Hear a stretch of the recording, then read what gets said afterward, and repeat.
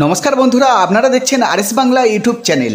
রাজ্যের মুখ্যমন্ত্রী মমতা বন্দ্যোপাধ্যায় দিনদরিদ্র খেটে খাওয়া মানুষদের জন্য বিভিন্ন রকম প্রকল্প চালু করেছেন, আর সেই সমস্ত প্রকল্পের মধ্য দিয়ে উপকৃত হচ্ছেন বাংলার সাধারণ মানুষ। এবার কৃষক বন্ধুদের জন্য সুখবর ঘোষণা করা হলো, খারিফ সিজনের টাকা কৃষক বন্ধুদের ব্যাংক অ্যাকাউন্টে দেয়া হবে।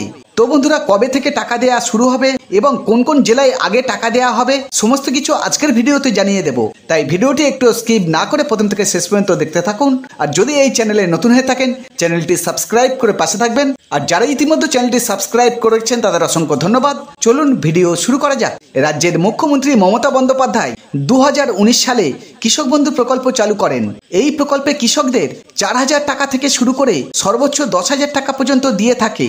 প্রতি বছর দুটি কিস্তির মাধ্যমে রাজ্যের কৃষকদের ব্যাংক অ্যাকাউন্টে টাকা পাঠিয়ে থাকে, একটি খারিফ সিজন ও একটি রবি সিজনে। কৃষক বন্ধু প্রকল্পের মাধ্যমে শুধুমাত্র কৃষকেরাই আর্থিক সাহায্য পেয়ে থাকে সরাসরি তাদের ব্যাংক অ্যাকাউন্টে।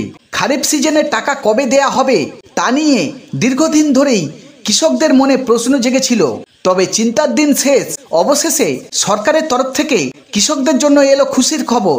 বছরে 6 মাস পর পর একটি করে কিস্তি 2,000 টাকা ও 5,000 টাকা সরাসরি কৃষকদের ব্যাংক অ্যাকাউন্টে দেয়া হয়। অর্থাৎ কোনো কৃষকের 1 একর বা তার বেশি চাষযোগ্য জমি থাকলে তিনি বছরে মোট 10,000 টাকা পাবেন।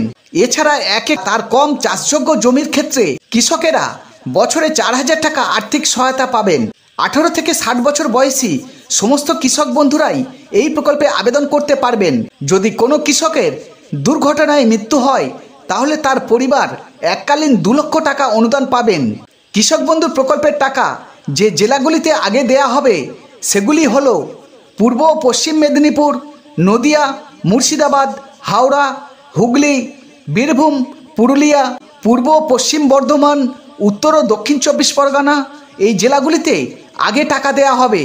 তবে সূত্রের খবর অনুযায়ী জুলাই মাসের 16 তারিখ থেকে খারিফ সিজনের টাকা কৃষক বন্ধুদের ব্যাংক অ্যাকাউন্টে দেয়া শুরু হবে।